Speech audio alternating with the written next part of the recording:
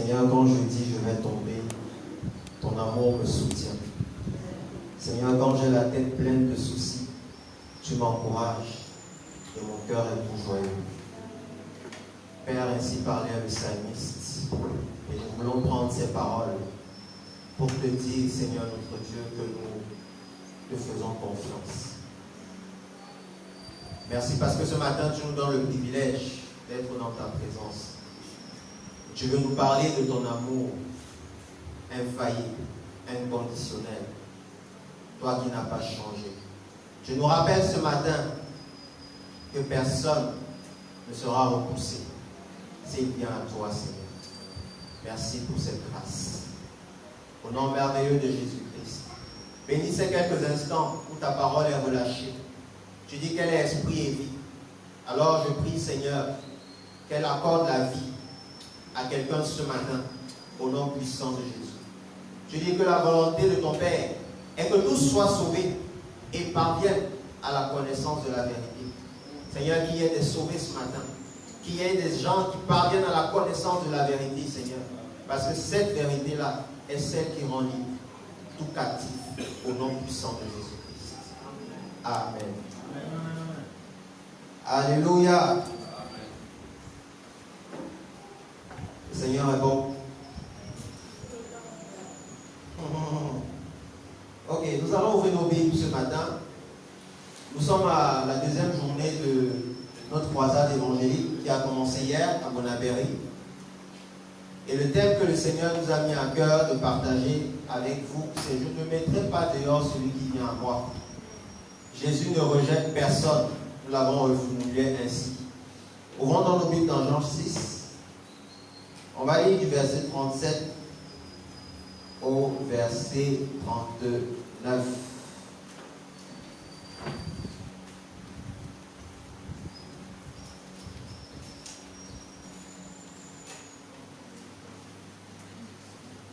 Jean 6, 37, 39.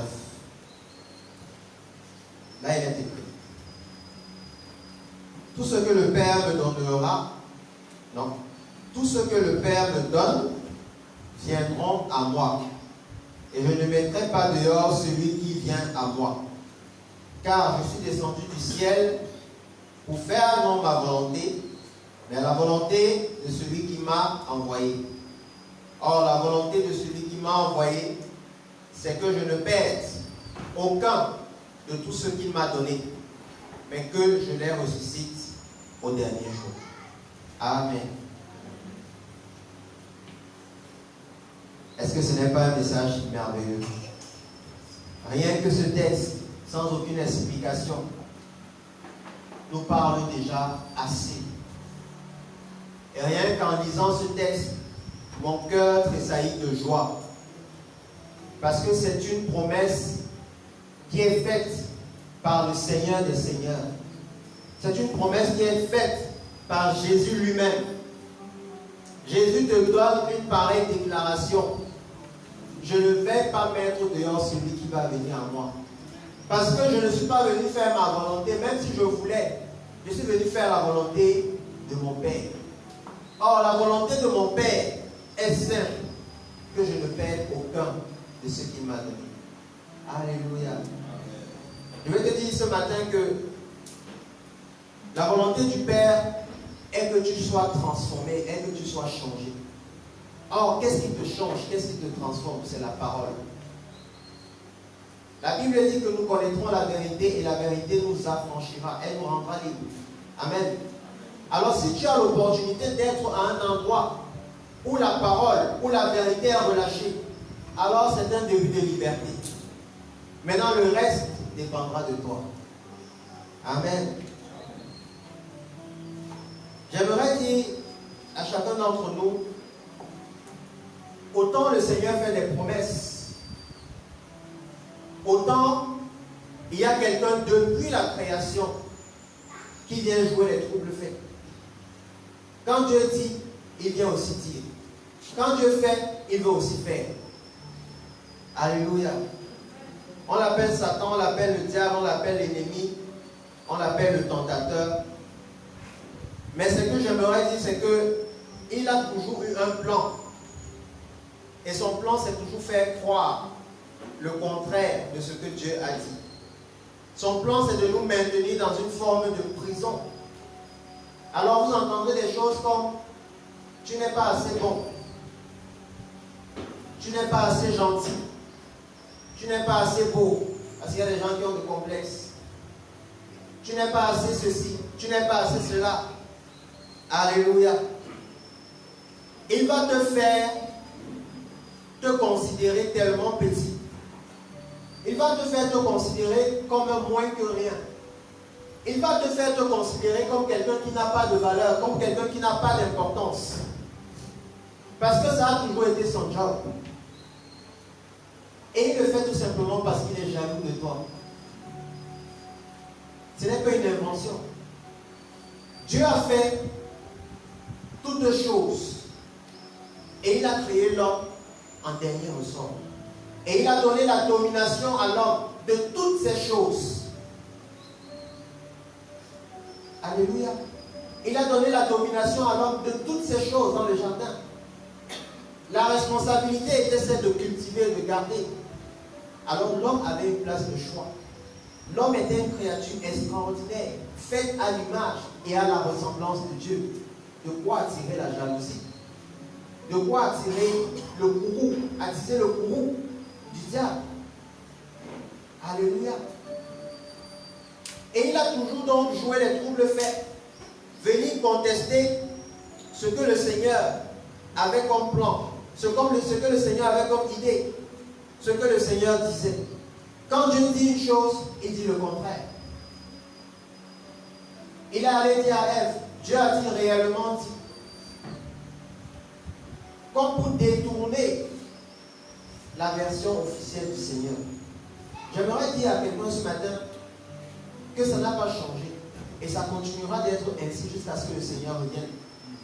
L'ennemi utilise toujours cette ruse. Mais j'aimerais aussi te rappeler que la voix de l'Éternel tombe plus fort. Alléluia. La voix de l'Éternel tombe plus fort. Quand le diable te dit que Dieu ne t'aime pas, quand le diable te dit Dieu ne t'aime plus, le Seigneur te rappelle à travers son prophète Jérémie que je t'aime depuis toujours et pour toujours. Je t'aime d'un amour éternel. C'est pourquoi je te conserve ma bonté. Alléluia. Pendant que quelqu'un te dit tu es mal aimé, tu n'es pas considéré, tu n'as pas de valeur, une autre personne te dit je t'aime depuis toujours. Quelle est la version que tu prends? À laquelle tu prends? Alléluia. Quand l'ennemi te dit tu n'as pas d'avenir, quand l'ennemi te dit tu ne seras rien, quand tu entends dans ta famille que tu n'as aucun avenir, tu ne peux rien faire. C'est Nathanaël qui avait dit à Jésus que est-ce qu'il y a quelque chose de bon qui peut sortir de Nazareth? Il y a des gens qui peuvent dire dans ta famille, ou bien même dans ton entourage, proche ou lointain, qu'est-ce qu'il y a quelque chose de bon qui peut sortir de toi? Tu n'es rien. Vous n'avez jamais entendu ça. En fait, ce sont les agents commerciaux du diable, sans le savoir. Ils ne font que véhiculer ce que le diable veut te mettre comme message dans l'esprit. Tu n'es rien, tu ne seras rien. C'est là où le Seigneur te dit que voici, j'ai formé pour toi des projets de paix et non de malheur, afin de te donner un avenir et de l'espérance. Alléluia. La voix de l'Éternel tombe plus fort. On a déjà prêché dessus ici. Alléluia. Plus fort que toute autre voix, comme le tonnerre. La voix de l'Éternel impose le silence. La voix de l'Éternel est autoritaire, plus que toute autre voix. Alors quand l'ennemi vient te dire que tu ne seras rien, rappelle-toi que la voix de l'Éternel a parlé. J'ai pour toi un avenir et une espérance. Alléluia. Parce que l'ennemi va te dire, tu as tellement de péchés que, est-ce que Dieu peut même t'accepter? Tu es tellement sale. Dis donc, va loin. Ça ne sert même à rien. Ne dérange pas Dieu. Ne dérange pas Dieu. Alléluia. Il y a des gens desquels on a dit qu'ils sont irrécupérables. On a dit qu'ils n'ont même pas. Celui-là, on l'a perdu. Alléluia. On l'a perdu. Il est déjà parti. C'est un cas irrécupérable. Écoute ce que le Seigneur te dit. Mes pensées ne sont pas vos pensées. Et mes voix ne sont pas vos voix. Alléluia. Autant les cieux sont élevés au-dessus de la terre, autant mes voix sont élevées au-dessus de vos voix et mes pensées au-dessus de vos pensées. Et il te dit plus loin, venez, plaidons. Si tes péchés sont noirs comme le cramoisi, je les rendrai quoi? Alors qu'on est en train de te dire que tu es irrécupérable, alors qu'on est en train de te dire que c'est fini pour toi, cas désespéré, perdu. Alléluia. On t'a perdu. Quelle perte pour sa famille. Le Seigneur te dit, si c'est noir comme le cramoisi, je vais les rendre plus blancs que la neige. Si c'est rouge comme la poudre, je vais les rendre plus blancs que la lait. Alléluia. Alors que l'ennemi te dit, le Seigneur n'est pas avec toi. Alors que l'ennemi te dit, ça ne sert à rien de l'appeler. Dieu te rassure à travers son prophète Ésaïe. Ne crains rien, car je suis avec toi. Alléluia. Ne crains rien, car je suis avec toi. Alors oui, la stratégie de l'ennemi sera toujours celle-là. Chercher à te faire croire le contraire de ce que Dieu dit de toi. Mais toi, quelle est ta position? Quelle est ta position? Rappelle-toi que Dieu parle plus fort, et bien plus fort dans ta vie que l'ennemi. Dieu te dit que tu as de la valeur à ses yeux. Ce matin, c'est un message d'amour que le Seigneur veut t'adresser. Il te dit que tu as de la valeur à ses yeux. Jean 3,16, que l'on récite tous les jours, nous dit quoi? Dieu a tant aimé le monde qu'il a donné son Fils unique, afin que quiconque croit dans lui ne périsse point, mais qu'il ait la vie éternelle. Est-ce qu'on peut donner la seule chose qu'on a pour des personnes qu'on n'aime pas? Est-ce qu'on peut donner la seule chose qu'on a pour des personnes qui n'ont pas de valeur, pour des personnes qui ne représentent rien? Alléluia. Dieu te dit ce matin que tu as assez de valeur pour que mon amour te poursuive. Tu as assez de valeur pour que je me penche sur ton cas ce matin. Tu as assez de valeur pour que je m'arrête pour te parler ce matin. Peu importe les mensonges que tu as entendus jusqu'à ce matin, tu as assez de valeur à mes yeux. Je veux que tu le saches. Et je veux que tu viennes à moi, tel que tu es. Alléluia. Jésus n'a pas donné un message contraire à celui de son Père, puisqu'il a dit qu'il est venu faire la volonté de celui qui l'a envoyé. Et on l'a vu. La volonté de celui qui l'a envoyé est aussi que tous soient sauvés et parviennent à la connaissance de la vérité. Au-delà de ce que Jésus ne veut perdre aucun de ce que le Père lui a donné, il veut en d'autres termes que tous soient sauvés et parviennent à la connaissance de la vérité. Et la volonté de Jésus est de ne pas chasser, de ne pas rejeter celui qui vient à lui. Je sais que parmi nous, il y en a, et certainement il y a des personnes qui se sentent tellement indignes, qui se sentent tellement sales. Selon le monde, on dirait à raison. On dirait que peut-être ils ont raison de se sentir sales quand on considère à leur vie, quand on considère à leur vécu, quand on considère à la marche qu'ils ont dans le quotidien. Et ce genre de personnes ont parfois des raisonnements comme celui-ci. Seigneur, attends d'abord. Attends d'abord que j'arrange ma vie. Attends d'abord que je mette l'ordre dans ma vie. Après, je vais venir. Après, je vais te suivre. Quand j'étais adolescent, je disais, Seigneur, c'est un bon religieux. Je disais, Seigneur, à 24 ans, je vais te suivre. À l'époque, j'avais 14. Laisse-moi d'abord faire tout ce que j'ai à faire là. À 24 ans, promis, je vais te suivre. 2 ans plus tard, 16 ans, le Seigneur m'a touché. Le Seigneur m'a retiré de la boue dans laquelle j'étais. Parce que sa voix parlait tellement fort. Et son amour m'a convaincu de toutes les autres versions que j'avais entendues. Son amour m'a convaincu que je n'ai pas besoin que tu fasses l'ordre dans ta vie. Tu ne peux même pas faire de l'ordre dans ta vie. Tu as beau essayer. Tu as beau forcer par toi-même. Prendre les ingrédients pour rendre ta vie belle. Pour améliorer ta vie. Pour dire que tu peux venir à moi. Personne. Personne. Il n'y a aucun produit dans ce monde qui peut nous rendre purs avant que nous ne venions au Seigneur. Et c'est donc cette erreur dans laquelle l'ennemi nous maintient. Ce mensonge dans lequel il nous maintient. Il faut que tu ranges d'abord ta vie avant de venir à Jésus.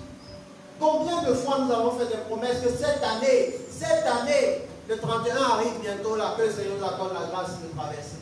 Amen. Vous allez écrire de longs chapitres, de longues promesses. Cette année, à partir de cette année, ça là va changer. Depuis que tu as dit ça, qu'est-ce qui a changé? Depuis que vous avez dit ça, qu'est-ce qui a changé? Alléluia. Jésus te veut tel que tu es, dans ton état. Parce que c'est lui qui amorce le changement dans ta vie. C'est lui qui est capable de transformer ta vie et lui donner une couleur, celle que Dieu veut. Parce qu'il connaît le plan de Dieu pour toi. Toi-même, tu ignores le plan de Dieu pour ta vie. Alors comment peux-tu prétendre changer et être à la mesure de ce que Dieu attend de toi? Alléluia. Nous allons lire dans la parole de Dieu une merveilleuse histoire. L'histoire de quelqu'un qui avait une mauvaise vie, mais qui n'a pas réfléchi, qui n'a pas continué de réfléchir comme le diable suggérait. Ouvrons nos Bibles dans Luc chapitre 7. On va lire à partir du verset 36 jusqu'au verset 39. Est-ce que quelqu'un peut m'aider à faire la lecture? Luc 7, 36 à 39.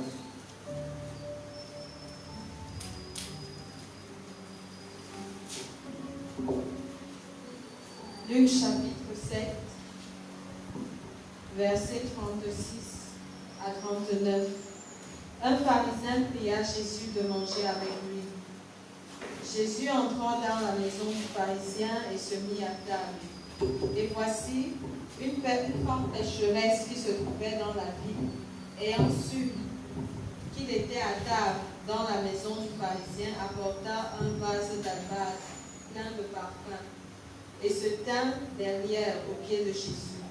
Elle pleurait et bientôt elle lui mouilla les pieds de ses larmes, puis les essuya avec ses cheveux, les baisa et les soignit de parfum.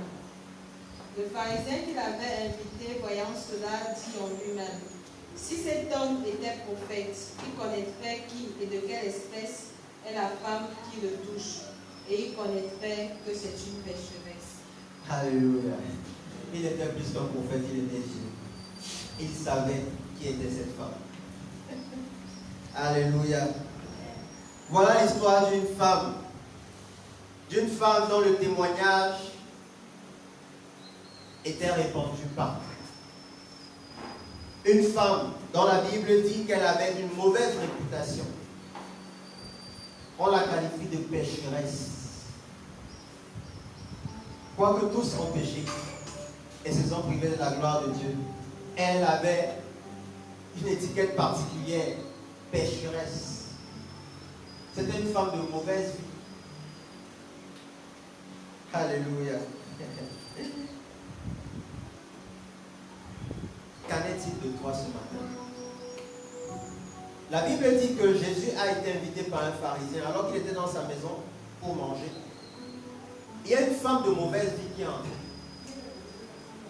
Moi, j'aimerais vous poser la question. Comment elle a fait pour entrer dans cette maison? Qui lui a donné l'accès à cette maison? Voilà les questions qu'on peut se poser.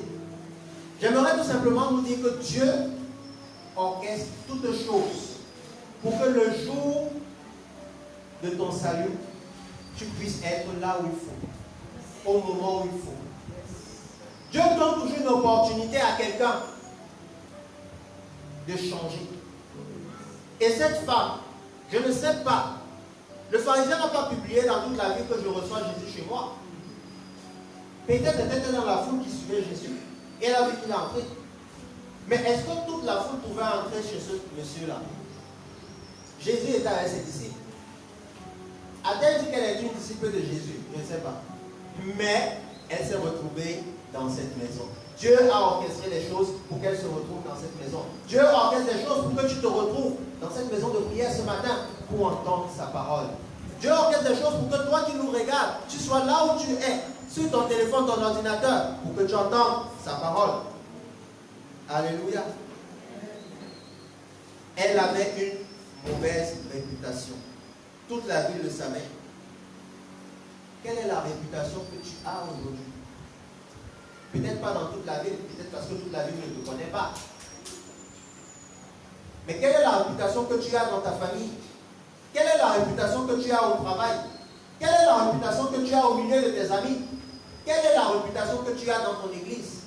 Quelle est la réputation que tu as dans les cercles restreints où tu te retrouves tout le temps? La Bible dit qu'elle avait une mauvaise réputation. Alléluia. Mais qu'est-ce qu'elle a fait? Qu'est-ce qu'elle a fait? Elle a su que Jésus était là et elle a apporté un vase d'albâtre plein de parfums. Elle a apporté un vase plein de parfums.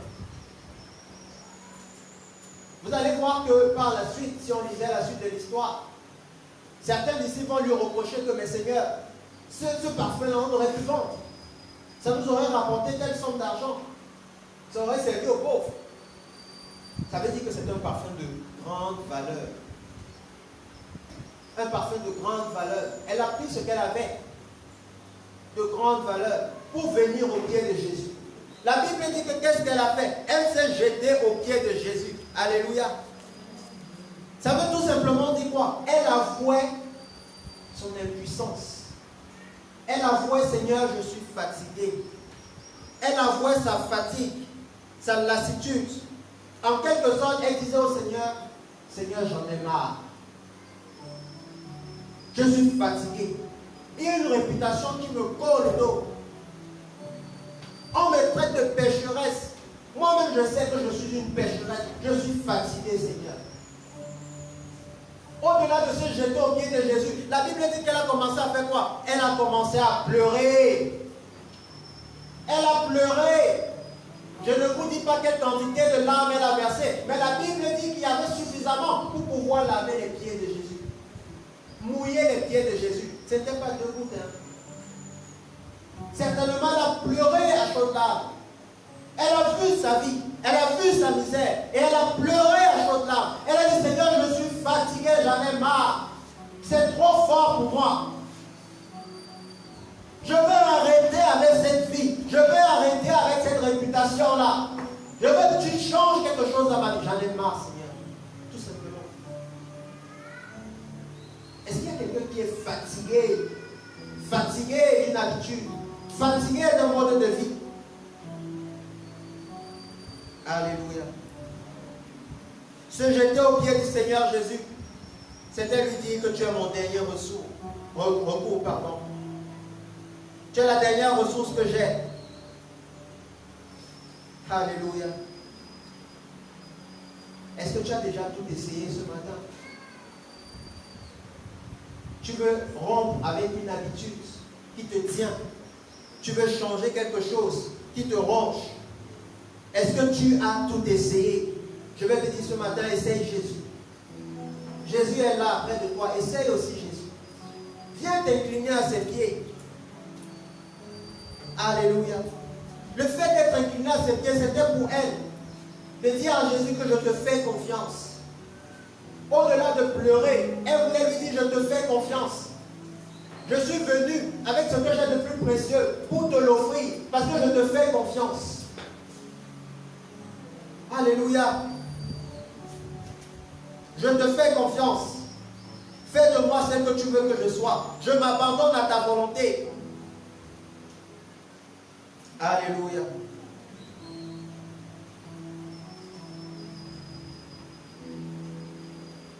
Elle a oint les pieds de Jésus de son parfum. Elle a embrassé les pieds du Seigneur. Signe d'adoration, signe de révérence. Elle avait compris que Jésus n'était pas comme ces pharisiens qui allaient faire les commentaires après. Elle avait compris que Jésus n'était pas venu pour ceux qui sont bien portants, mais pour ceux qui sont malades. Elle avait vu certainement Jésus ou entendu parler de ce que Jésus avait fait auparavant avec ces personnes-là qui étaient à sa suite. Elle avait peut-être entendu parler d'un Jésus qui guérit une femme à la perte de sang pendant 12 ans. Elle avait peut-être entendu parler d'un Jésus qui redonne la vue aux aveugles, qui délivre les démoniaques, qui ne rejette personne. Elle avait peut-être vu un Jésus qui disait, laissez venir à moi les petits enfants. Un Jésus qui acceptait tout le monde. Qu'est-ce que tu vois en Jésus ce matin? Est-ce que tu considères que Jésus ne te repousse pas? Elle avait compris que Jésus n'allait pas lui dire, tu es trop sale pour t'approcher de moi. Tu es trop sale pour oser me toucher. Jésus l'a laissé venir comme elle était. Mais elle n'est pas repartie comme elle était. Alléluia. J'aimerais te dire ce matin, laisse-toi donc transformer. Laisse-toi aller au Seigneur. Je veux te rappeler ce matin que Dieu t'aime. Je veux t'encourager ce matin à croire que Dieu t'aime, à l'accepter et à le vivre pleinement. Alléluia. Je veux t'encourager ce matin à arrêter de regarder à ta vie passée, à arrêter de regarder au témoignage que le diable rend de toi, à arrêter d'écouter la version du diable, mais à entendre la voix du Seigneur qui tourne plus fort. Alléluia. Peut-être parmi nous, il y a des gens qui sont dans l'adultère. Ça fait mal d'entendre, n'est-ce pas? Mais il y en a certainement qui ont vécu l'adultère, la fornication, toute espèce de vol, le mensonge. Il y a peut-être ceux qui sont sous le poids de la pornographie. Il y a peut-être certains qui ont flirté avec l'occultisme. Ils sont allés voir des marabouts pour avoir ci, pour avoir ça. Il y a peut-être certains qui ont fait des courbettes pour avoir d'autres opportunités. Il y a tellement d'exemples. Il y a peut-être certains qui sont sous le poids d'une habitude. Ils veulent laisser, ils prennent même des engagements. Ils déclarent même que je veux arrêter. Mais le lendemain, ils reprennent. Ils sont sous le joug de l'ennemi. Le Seigneur a une bonne nouvelle pour toi ce matin. Peut-être tu penses que tu es un cas désespéré, irrécupérable. Tout le monde passe le temps à te le dire que c'est fini pour toi. On t'a perdu. Le Seigneur te dit ce n'est pas fini. Le Seigneur te dit c'est encore possible. Comme la femme qui était qualifiée de pécheresse vient braver le regard des autres. Viens braver le regard des pharisiens qui sont autour de toi.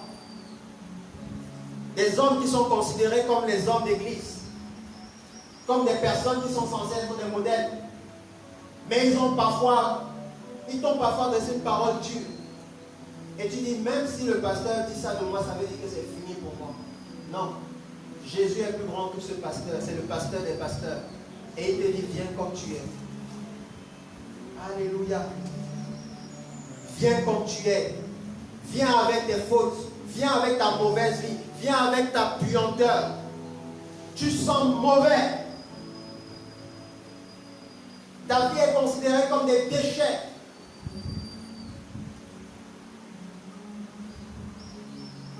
Tu as une apparence bonne aux yeux des hommes, mais tu sais que tu vis une vie de déchets. Et quand tu es seul avec le Seigneur, tu pleures. Le Seigneur te dit, viens à mes pieds ce matin. La femme n'a pas tenu compte des gens qui la connaissaient. Peut-être même dans cette salle, il y avait des gens qui étaient allés avec elle. Mais elle n'a pas regardé à cela. Elle est venue pleurer aux pieds de Jésus. Les gens ont vu Jésus comme quelqu'un qui ne connaissait pas qui était cette femme. Mais elle savait ce qu'elle cherchait. Est-ce que tu peux venir à Jésus ce matin tel que tu es? Est-ce que tu peux venir pleurer aux pieds de Jésus ce matin et dire, Seigneur, je veux que tu me changes. Je veux vivre en nouveauté de vie avec toi. Alléluia. Arrête de regarder à tes erreurs et arrête de regarder à la version du diable. Je t'aime tel que tu es. Je t'aime depuis toujours et pour toujours. Et ce matin, je vais juste adresser un message à quelqu'un, même vous qui nous regardez à la maison. Si vous croyez que vous êtes sous le poids de quelque chose qui vous obsède, vous n'arrivez pas à vous débarrasser de cette chose, vous en avez marre, vous êtes fatigué, Jésus vous appelle ce matin. Jésus vous dit de venir tel que vous êtes. Et vous qui êtes là ce matin, s'il y a quelqu'un qui est fatigué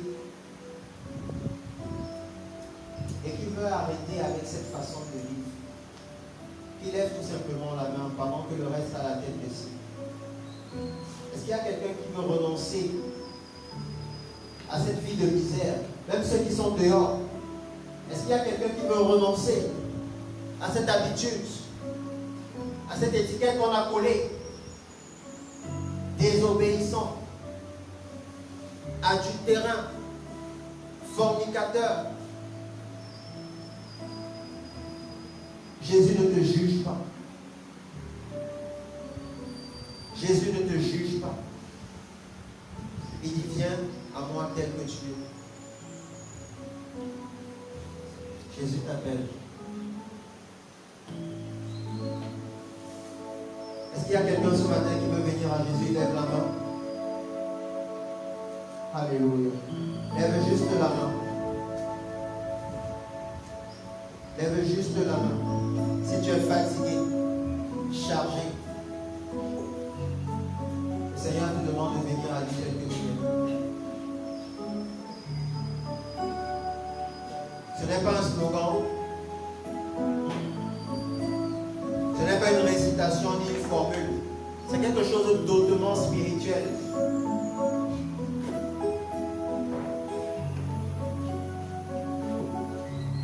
La femme a su saisir l'opportunité quand elle a entendu que Jésus était là. Est-ce que ce matin tu vas savoir saisir cette opportunité toi aussi?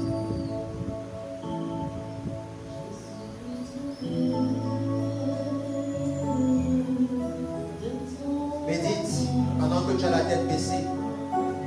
Regarde ta vie. Fais le film. Fais le film de ta vie. Et demande-toi si tu n'as pas besoin de déposer tous tes fardeaux comme cette femme au pied de Jésus.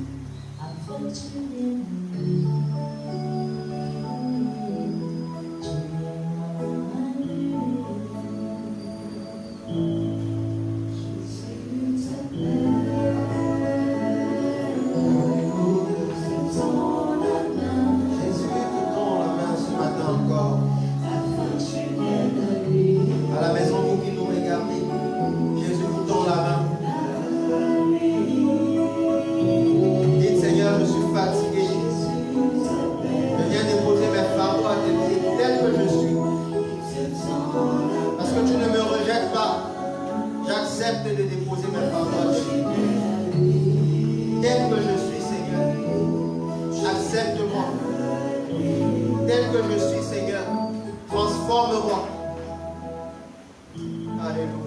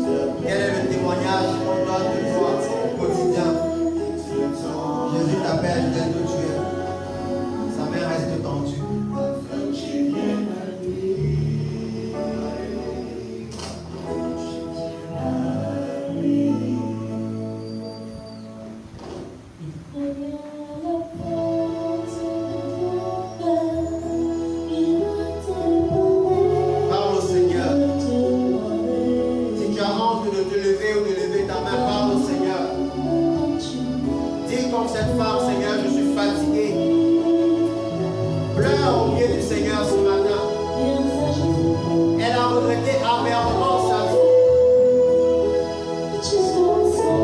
Et elle a dit, Seigneur, je viens déposer à tes pieds ce que j'ai de plus cher. Accepte-moi. Alléluia.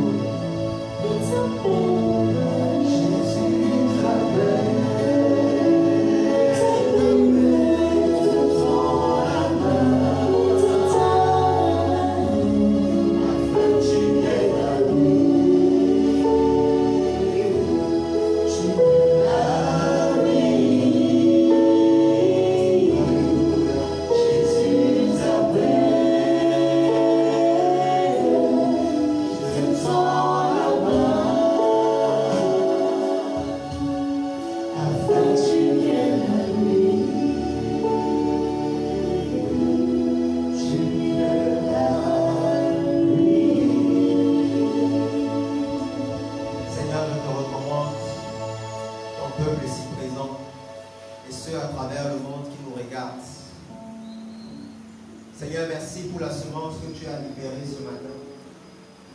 Tu dis que lorsque tu envoies ta parole, elle ne retourne jamais à toi, sans avoir accompli ce pourquoi tu l'as envoyée. Merci Seigneur, parce qu'il y a des personnes qui nous regardent ce matin et qui se sentaient tellement insignifiants.